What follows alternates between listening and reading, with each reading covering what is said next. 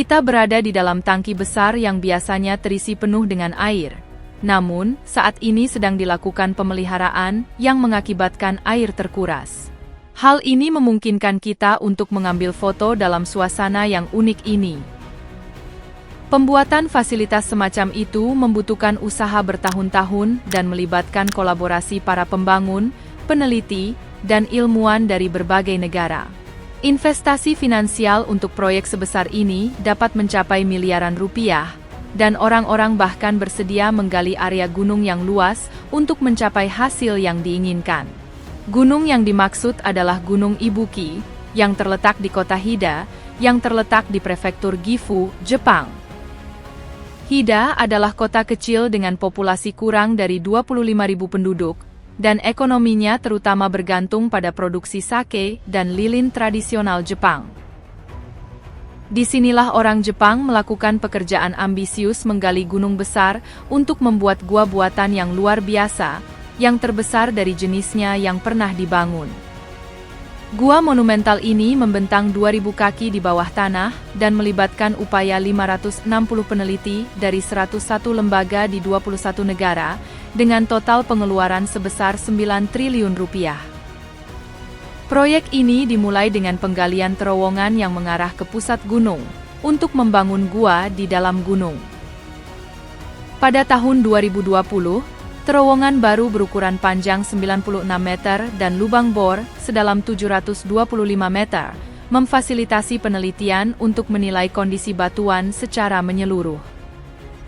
Hasilnya memuaskan, memungkinkan konstruksi untuk maju di sekitar pintu masuk terowongan, di mana halaman, sistem distribusi listrik, dan sistem pasokan air dan drainase telah dibangun.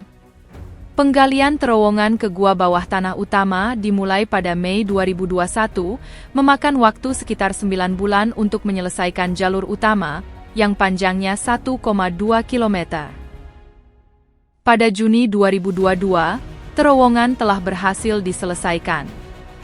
Strategi awal dilakukan penggunaan bahan peledak untuk menggali ruang yang ditujukan untuk penyimpanan. Kita hanya bisa membayangkan tingkat keahlian yang dibutuhkan untuk melakukan pekerjaan tersebut, terutama jika mempertimbangkan risiko meledakkan bahan peledak di bawah gunung dengan terowongan yang sudah ada sebelumnya, yang berpotensi menyebabkan keruntuhan. Pada akhirnya, ruang bawah tanah utama menyerupai silinder dengan diameter 69 meter dan tinggi 73 meter, yang memiliki penyangga berbentuk kubah yang menjulang setinggi 21 meter. Ini adalah struktur yang sangat besar. Penggalian untuk bagian silinder tangki air dijadwalkan akan berlanjut sepanjang tahun 2024, diikuti oleh proses pelapisan yang dijadwalkan pada tahun 2025. Tangki ini dibuat untuk menampung 260.000 ton air, dan seperti yang direncanakan, pengisian tangki seperti itu adalah kesulitan yang besar. Sebagai konteks, ketika Jepang menyelesaikan proyek yang lebih kecil pada tahun 1996, dibutuhkan waktu 2 bulan untuk mengisi tangki seberat 55 ton. Sebaliknya, tangki baru ini memiliki volume 5.000 kali lebih besar. Meskipun teknologi modern dapat mempercepat proses, tetapi masih diperlukan beberapa bulan setelah pengisian untuk memurnikan air hingga mencapai standar yang diperlukan, karena air harus memenuhi kriteria kualitas tertentu sebelum dianggap aman untuk dikonsumsi. Rekaman yang Anda lihat direkam di dalam tangki yang lebih kecil yang saat ini sedang dibangun, yang juga berisi air yang sangat murni, yang dikenal sebagai yang terbersih di planet ini. Biaya tinggi yang terkait dengan proyek ini mencerminkan investasi besar yang diperlukan untuk menggali ruang penyimpanan besar di dalam gunung, yang tidak hanya ditujukan untuk pariwisata. Air itu sendiri sangat menarik. Jika diberi waktu yang cukup, air murni tersebut memiliki kemampuan untuk melarutkan logam, sebuah fenomena yang diamati para ilmuwan, ketika sebuah palu secara tidak sengaja jatuh ke dalam tangki. Hal ini menimbulkan pertanyaan, apakah ini merupakan tindakan yang disengaja atau hanya sekedar kecelakaan yang diakibatkan oleh kelalaian. Selama bertahun-tahun setelah palu tersebut diangkat dari dalam air, Palu tersebut kini hanya terdiri dari cangkangnya yang berlapis krom berongga. Selain itu, saya ingin menekankan pentingnya gunung tersebut, karena pemilihan lokasi konstruksi tersebut memang disengaja. Ketika seseorang mengerjakan proyek di dalam gunung, terdapat risiko yang serius, khususnya yang berkaitan dengan perluasan kubah. Retakan kecil pada dinding gunung tersebut dapat berakibat sangat buruk, yang berpotensi mengubur ratusan orang di bawah gunung tersebut tanpa harapan untuk diselamatkan. Gunung ini secara khusus dipilih karena atribut keselamatannya, dan karena dikenal karena suhunya yang tinggi dan merupakan salah satu formasi batuan terpadat di Jepang. Jenis batuan ini terbentuk di bawah tekanan yang sangat besar pada zaman dahulu, yang memastikan kemampuannya untuk menahan pekerjaan berat yang dilakukan di dalamnya. Selain itu, terdapat pasokan air tawar yang melimpah di dekatnya. Gua tersebut memiliki ukuran yang sangat besar dalam hal tinggi dan diameter. Silinder bawah tanahnya mencapai ketinggian 73 meter, yang sebanding dengan bangunan besar 23 lantai. Misalnya, Tokyo Dome, stadion besar di Tokyo, memiliki ketinggian internal 56 meter. Jika silinder bawah tanah ditempatkan di dalam stadion, silinder itu tingginya akan melampaui langit-langit.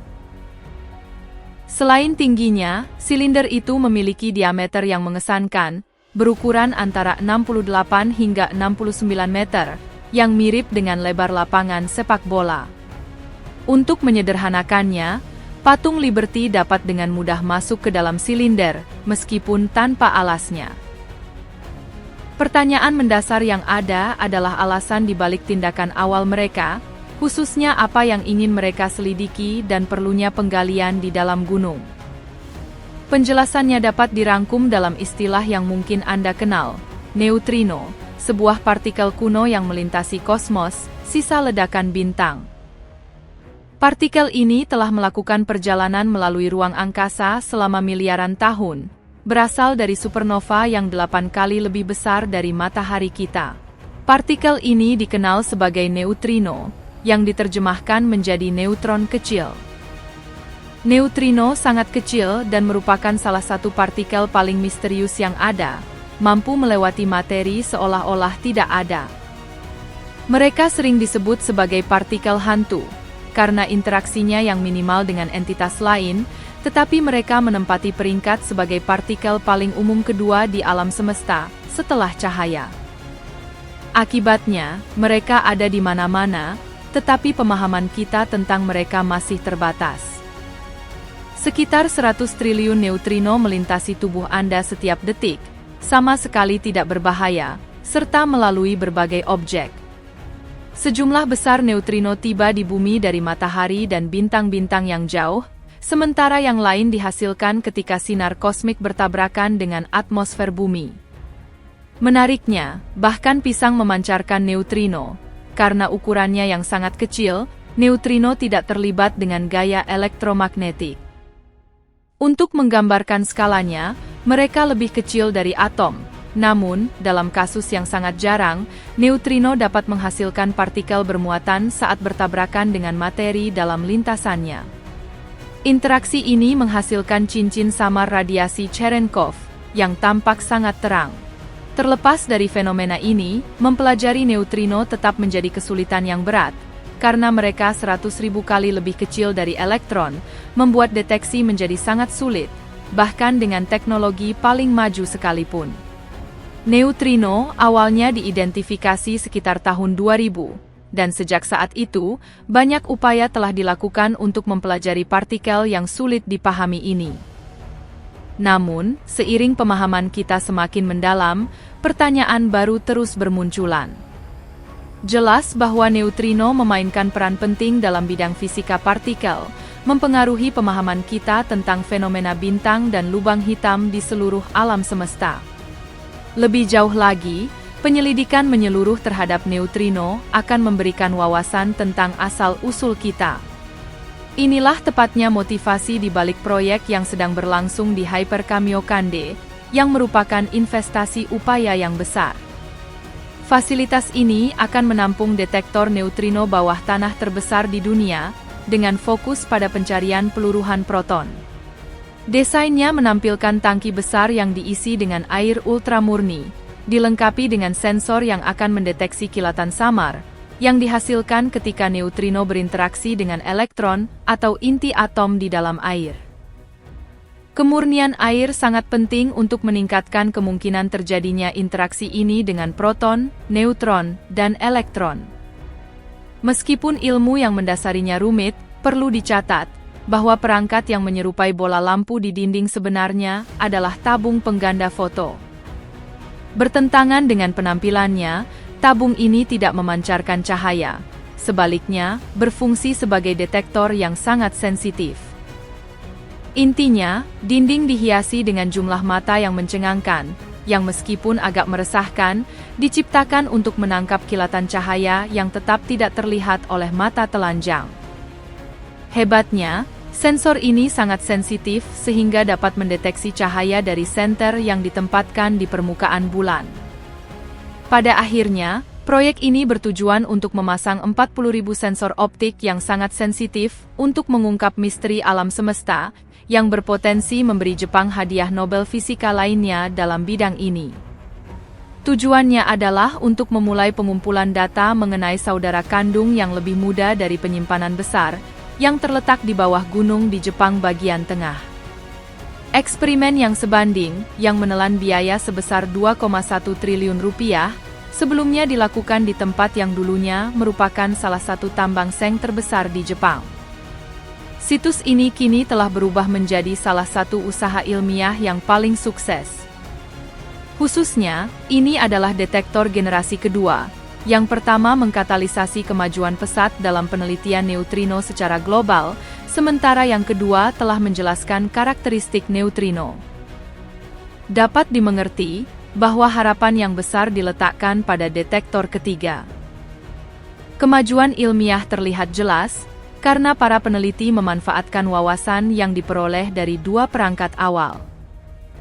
Detektor baru yang lebih besar akan berisi lebih banyak air dan bohlam, yang seharusnya meningkatkan kinerjanya, terutama mengingat bahwa kedua eksperimen sebelumnya memperoleh penghargaan Nobel dalam fisika. Perlu dipertanyakan mengapa fasilitas ini dibangun di bawah tanah, pertama di tambang dan kemudian di gunung. Meskipun memungkinkan untuk membangun gudang besar di lapangan terbuka, pendekatan seperti itu akan menghasilkan hasil penelitian yang dipertanyakan. Orang Jepang secara strategis menempatkan detektor mereka jauh di bawah tanah untuk mengurangi gangguan dari partikel lain selain neutrino. Ada total 17 partikel elementer, yang sebagian besar kehilangan energi saat berinteraksi dengan tanah. Sebaliknya, neutrino dapat melintasi material apapun, itulah sebabnya detektor terletak di bawah tanah atau di dalam pegunungan. Pengaturan ini memastikan bahwa para ilmuwan dapat dengan yakin mengidentifikasi partikel yang terdeteksi sebagai neutrino. Upaya penggalian di dalam gunung bukanlah konstruksi luar biasa pertama yang ditujukan untuk mempelajari partikel-partikel ini. Sebelum kita mengakhiri video hari ini, jangan lupa klik suka dan tombol berlangganan. Dengan cara ini Anda akan menerima lebih banyak informasi tentang video terbaru kami.